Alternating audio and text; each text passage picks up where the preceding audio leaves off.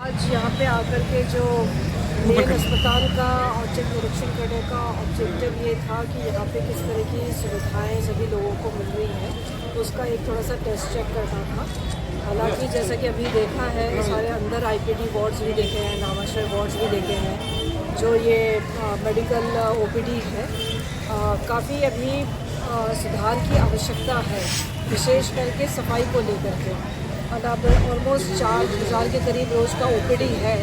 4,000 अगर पेशेंट्स आ रहे हैं तो सबके साथ एक अटेंडेंट बांध के चले तो 8-1 हज़ार लोग रोज़ इस बिल्डिंग में आ रहे हैं। उसके प्रपोर्शन में यहाँ की व्यवस्थाएं, यहाँ पे स्टाफ बढ़ा करके सफाई के लिए, अभी गर्मी का टाइम आ रहा है तो लोगों के ढंग से जो पेशेंट्स और उनके अटेंडेंट्स आ रहे हैं उनके पानी पेयजल की व्यवस्था के लिए, इसके लिए अभी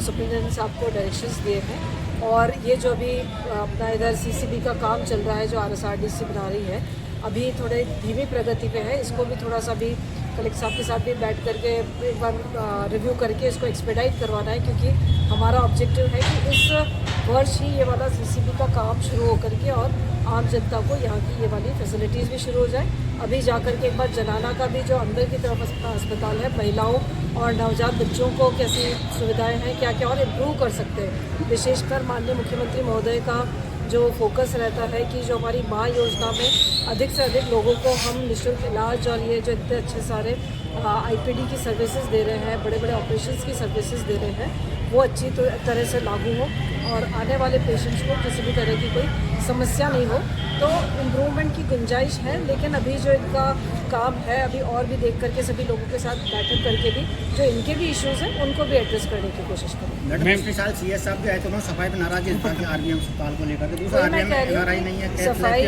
वही मैं कह रही हूँ कि सफाई को इम्प्रूव करने की आवश्यकता है, क्योंकि जिस तरह से देखा है कि अभी ऑलमोस्ट 2-2:30 बज गए हैं, पेशेंट्स कम हो गए हैं, लेकिन फिर भी जो सफाई का लेवल जो होना चाहिए वो सेटिस्फैक्ट्री नहीं है, तो उसको इम्प्रूव करेंगे। मैडम, यहाँ पे टीबी ठीक, उसको भी बैठ करके, क्योंकि ये ऐसी नहीं है कि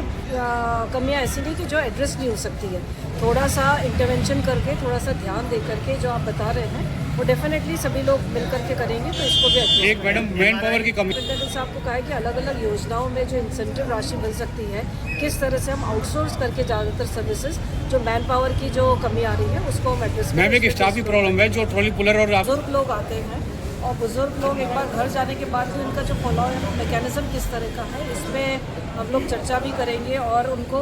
घर पे या उनके नियरेस्ट जो सीएचसी है वहाँ पे फिजियोथेरेपी सर्विसेज कैसे दे जाए, ताकि हर चीज़ के लिए उन्हें जिला अस्पताल नहीं आना पड़े। इस पर भी बैठ करके एक बार एक्शन प्लान बनाना पड़ेगा, क्योंकि अब जिस तरह से हमारे बुजुर्गों की संख्या बढ़ रही है, तो हमारा ऑब्जेक्टिव यही है कि उनको घर के नज़दीक सबसे अच्छी सुविधाएँ उपलब्ध कराएं। डिटेल में मीटिंग होगी, उसके बाद मैं एक बार इनका सबका देखूँगी कि किस तरह से इनका उसमें वो 91 पोस्टों का मैटर क्या है, वो और सर समझा दे। जो उसमें कोई इशू नहीं है, उसमें ये था कि जो रेगुलर पद क्रिएट हुए थे वो वाला बीच में नवंबर 2024 में रेगुलर की जगह कॉन्ट्रैक्चुअल पोस्ट की परमिशन दे दी है। अभी यहाँ पे इन सब लोगों को कहा है कि सभी लोग जहाँ जहाँ पे भी वेकेंट पोस्ट है वहाँ से उनकी तनख्वाह उठती रहेगी, तो किसी को यहाँ से हटाया नहीं जाएगा, ये उनको